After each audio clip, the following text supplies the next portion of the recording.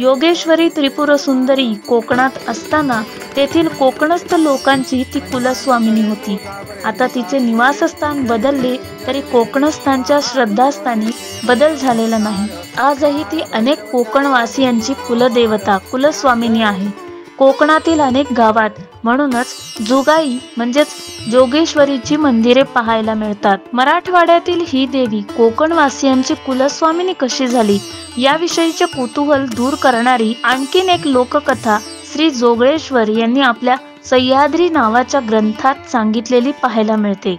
ती कथा अशी की भगवान परशुरामाने कोकण भूमीची निर्मिती करून तिथे वास्तव्य करीत असता कोकण पट्टीच्या समुद्र किनाऱ्यावर एके दिवशी त्यांना 14 लोकांचे मृतदेह वाहत आलेले दिसले.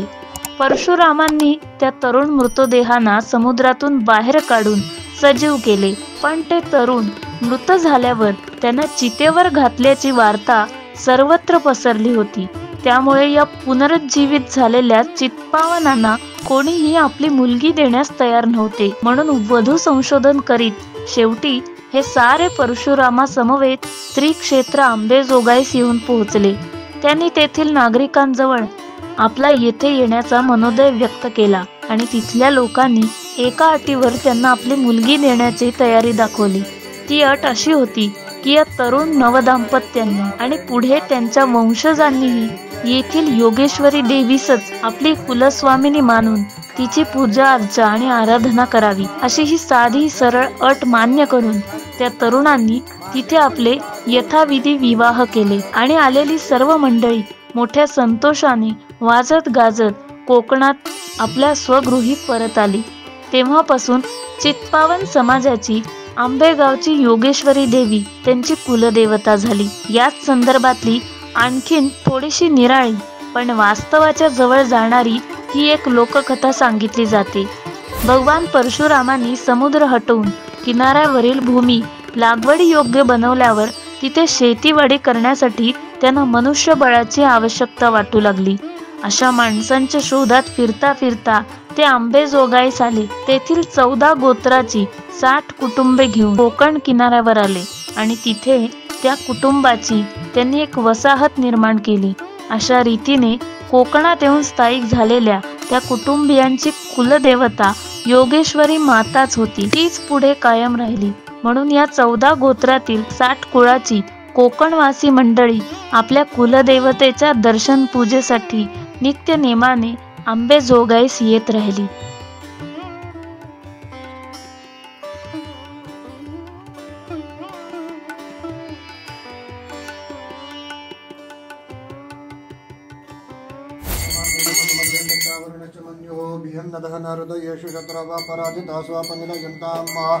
योगेश्वरी जगदम्बादेवे नमः.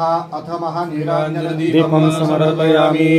सुखकर्ता दुःखहर्ता वर्ता विघ्नाची नुर्वे पूर्वे प्रेम कृपा देवाची सर्वांगे सुंदर उटशेंदुराची कंठे धळके माळ मुक्ता फळांची.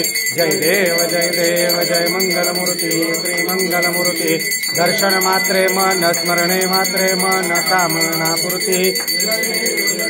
रत्न खचित परा तुझ गौरे कुमरा चंदनाची ओटी कुंकुम केशरा हिरे जडित मुकुट शोभतो बरा ऋणधुंते नुपुरे चरणी जागरया. जय देव जय मंगलमूर्ती ओ श्री मंगलमूर्ती.